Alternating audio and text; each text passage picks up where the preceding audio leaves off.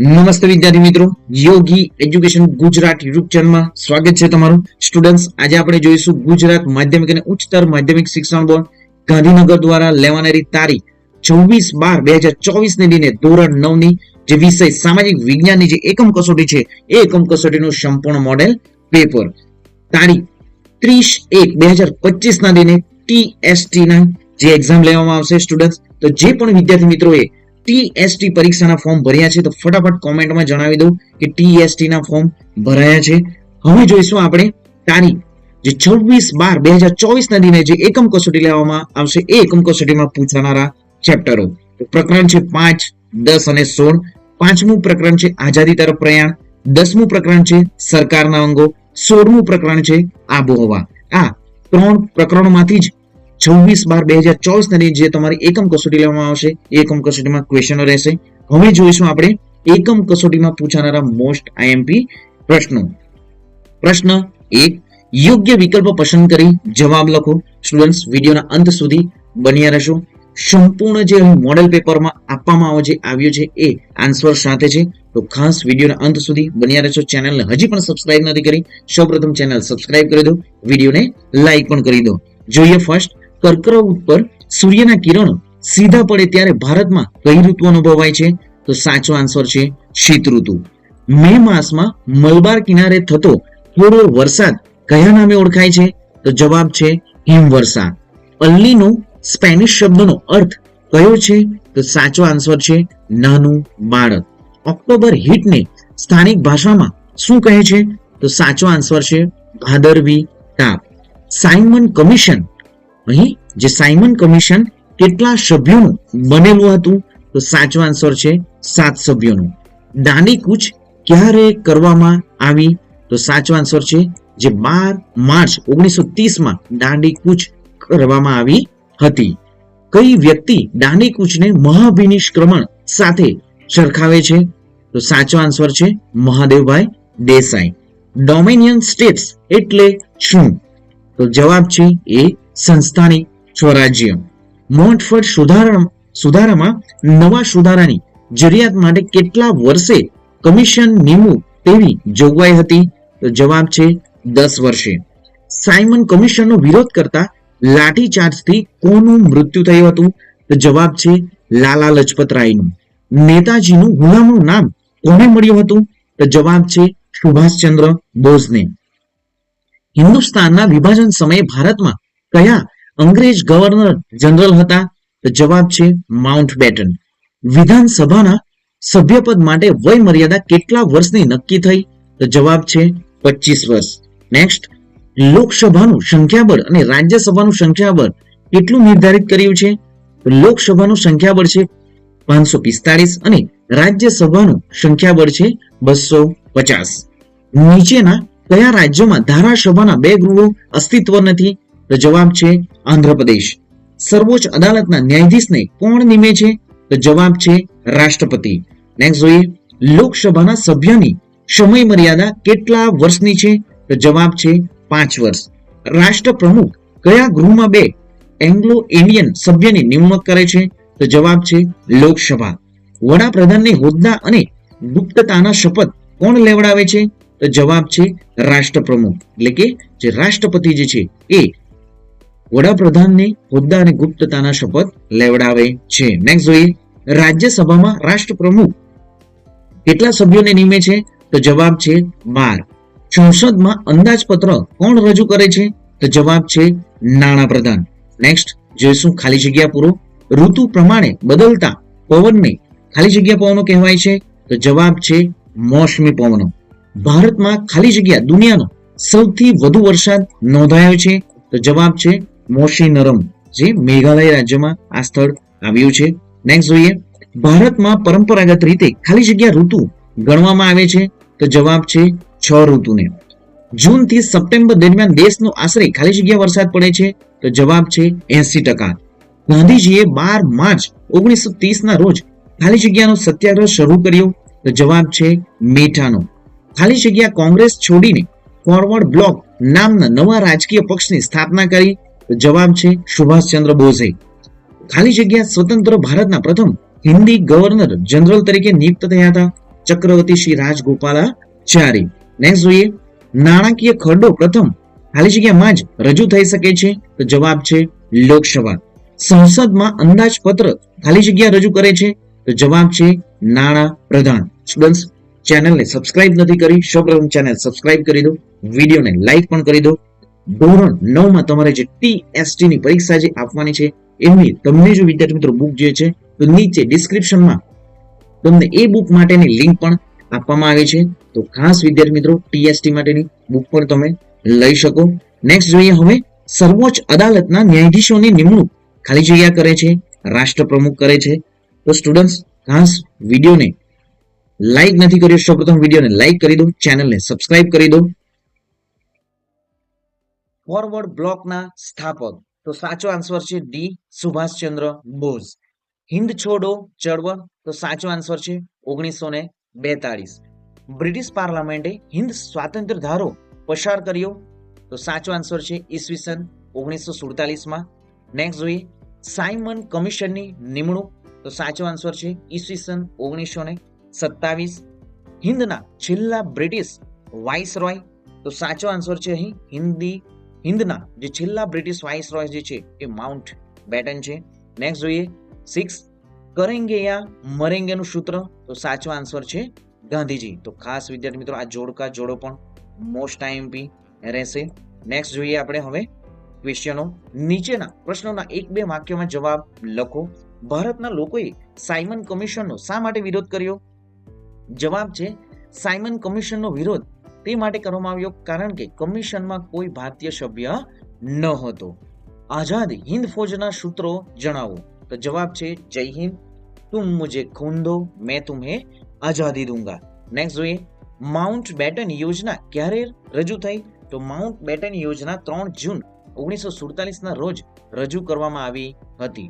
અંગ્રેજોએ ભારતને સત્તા સોંપી ત્યારે હિન્દના પ્રથમ હિન્દી ગવર્નર જનરલ કોણ નિમવામાં આવ્યા હતા? તો હિન્દના પ્રથમ હિન્દી ગવર્નર જનરલ ચક્રવર્તી રાજગોપાલાચારીને જે ગવર્નર જનરલ તરીકે નિમણૂક કરવામાં આવી હતી. સરકારના અંગો કેટલા છે? કયા? તો સરકારના અંગો 3 છે, ધારાસભા, કારોબારી અને ન્યાયતંત્ર. નેક્સ્ટ જોઈએ, રાજ્યસભાના પ્રથમ ચેરમેન કોણ હતા? તો ડોક્ટર સર્વપલ્લી રાધાકૃષ્ણન રાજ્યસભાના પ્રથમ ચેરમેન હતા. ખરડો કોને કહે છે? તો જવાબ છે કાયદા માટેની દરખાસ્તને ખરડો કહે છે. સંસદના બંને ગૃહોને સંયુક્ત બેઠકનું સંચાલન કોણ કરે છે? તો સંસદના બંને ગૃહોની જે સંયુક્ત બેઠકનું સંચાલન લોકસભાના સ્પીકર કરે છે. કેન્દ્રના મંત્રીમંડળને રાજીનામું આપવાની ફરજ ક્યારે પડે છે? તો લોકસભા કેન્દ્રના મંત્રીમંડળ ઉપર અવિશ્વાસની દરખાસ્ત બહુમતીથી પસાર કરે અથવા અંદાજપત્ર નામંજૂર કરે તો તેનું રાજીનામું આપવાની ફરજ પડે છે. ભારતના સંરક્ષણ દળના સર્વોચ્ચ વડા કોણ છે?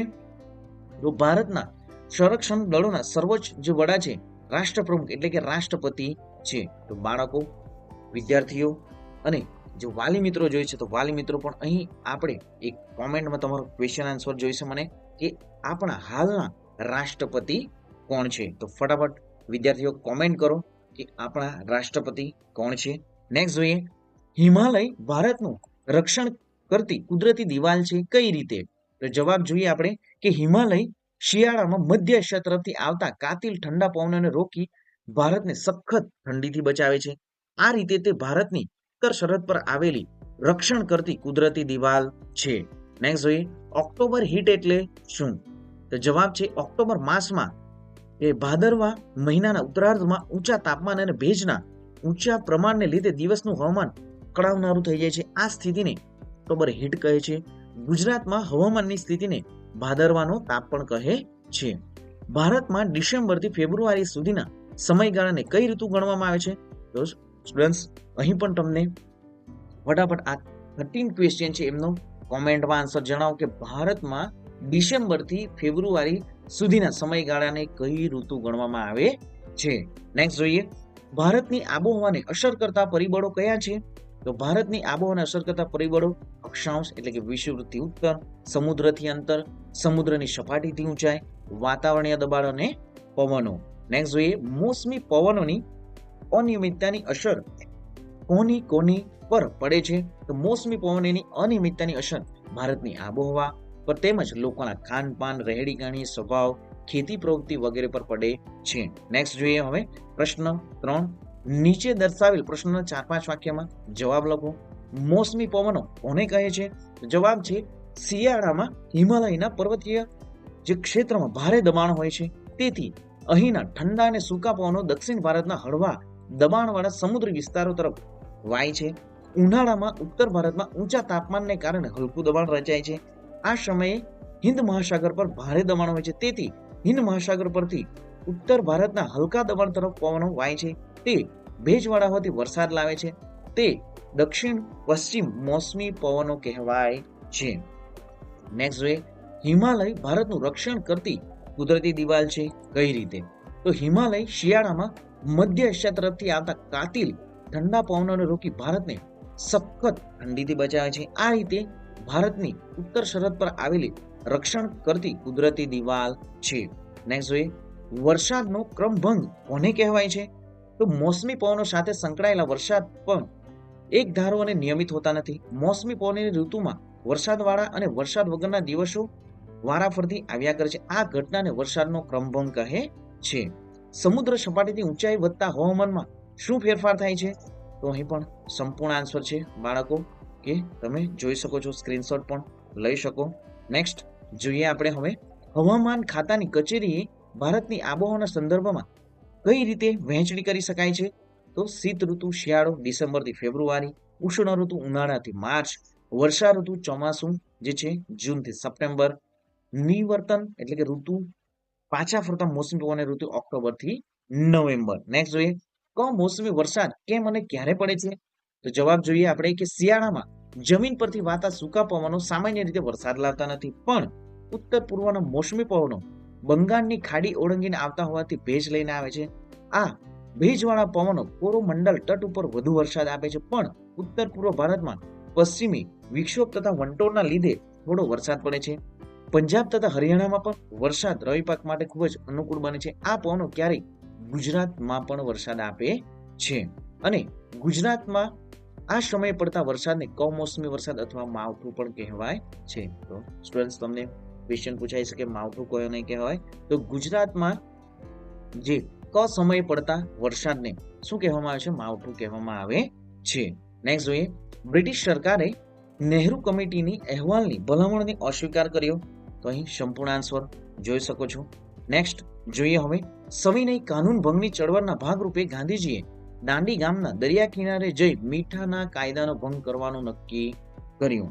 તો અહીં પણ સંપૂર્ણ આન્સર છે જ. નેક્સ્ટ જોઈએ હવે, માઉન્ટ બેટન યોજના પારિભાષિક શબ્દોની સંકલ્પના સમજાવો. તો વાઇસરોય માઉન્ટ બેટનના મતે હિંદના ભાગલા કરવા સિવાય કોઈ ઉપાય હવે બાકી બચતો ન હતો.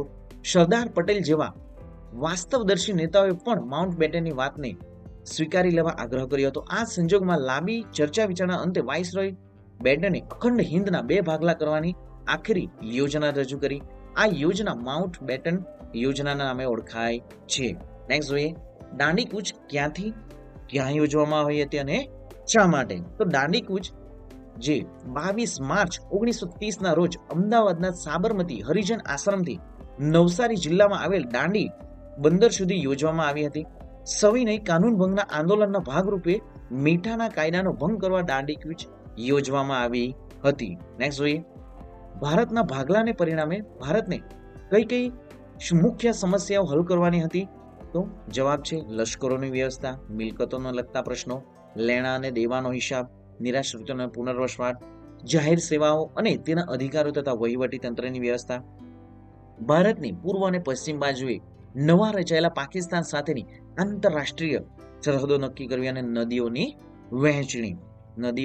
જે જળ વહેંચણી છે, આ તમે તમામ બાળકો જે યાદ પણ રાખી લો. જે ભારતને ભાગલાને પરિણામ ભારતને જે આ મુખ્ય સમસ્યાઓ જે હલ કરવાની હતી, અને સ્ટુડન્ટ્સ તમે જાણો છો હજી પણ ભારત અને પાકિસ્તાન વચ્ચે આ સમસ્યાનો અંત આવ્યો નથી. નેક્સ્ટ જોઈએ હવે પ્રશ્ન 4, ઋતુ પરિવર્તનની ઘટના કયા કયા કારણોથી થાય છે? તો સ્ટુડન્ટ્સ અહીં સંપૂર્ણ આકૃતિ સાથે વર્ણન પર કરવામાં આવ્યું છે.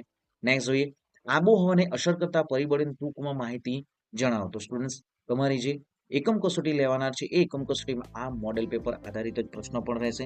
તો આ સંપૂર્ણ મોડેલ પેપરને સ્ટુડન્ટ્સ 2 થી 3 વખત રીડ પણ કરી લો અને આ સંપૂર્ણ પીડીએફ જે છે આપણી ટેલિગ્રામમાં તમને ફ્રીમાં મળી જશે. તો હજી પણ બાળકો જે ટેલિગ્રામમાં જોડાયા નથી તો સૌપ્રથમ ટેલિગ્રામમાં નીચે ડિસ્ક્રિપ્શનમાં લિંક આપી છે, તો ટેલિગ્રામમાં જોડાઈ જાઓ અને આ પીડીએફનો વિદ્યાર્થી મિત્રો તમને ફ્રીમાં મળી જશે. અને ટીએસટીની પરીક્ષામાં પણ વિદ્યાર્થી મિત્રો આ જે મોડેલ પેપરો બનાવવામાં આવે છે એ ઘણા ઉપયોગી થશે. તો ખાસ વિદ્યાર્થી મિત્રો જે ટીએસટીની જે પણ વિદ્યાર્થી મિત્રો પરીક્ષા આપવાના હોય તે ફટાફટ કોમેન્ટમાં પણ જણાવી દે કે ટીએસટીના વિદ્યાર્થીઓ છે, તો એ પ્રમાણે સ્ટુડન્ટ્સ આપણી યુટ્યુબ ચેનલ પર એમના પણ વિડીયો બનાવવામાં આવશે. તમને તારીખ પણ જાહેર જે આપી દીધી છે. તો ખાસ વિદ્યાર્થી મિત્રો હજી પણ ચેનલને સબસ્ક્રાઇબ પણ નથી કરી તો સૌપ્રથમ ચેનલ સબસ્ક્રાઇબ કરી દો, વિડીયોને લાઇક પણ કરી દો.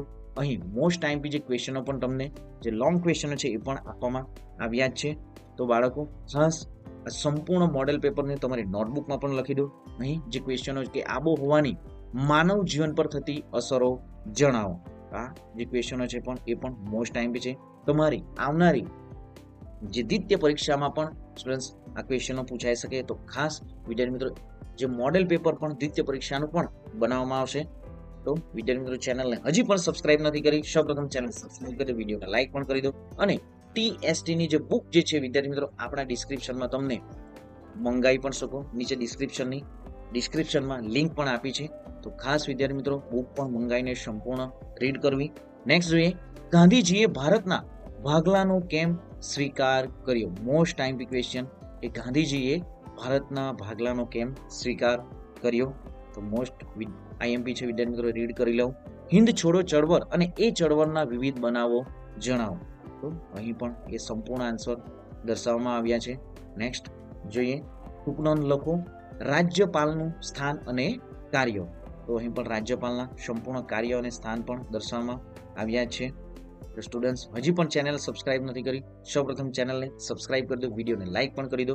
મળીશું બાળકો હવે નેક્સ્ટ વિડીયોમાં.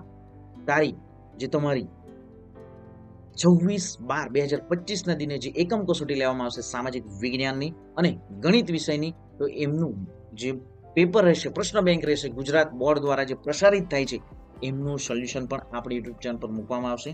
તો ચેનલને સબસ્ક્રાઇબ કરી દો, વિડીયોને લાઇક કરી દો. મળીશું નેક્સ્ટ વિડીયોમાં. જય હિન્દ બાળકો, વંદે માતરમ.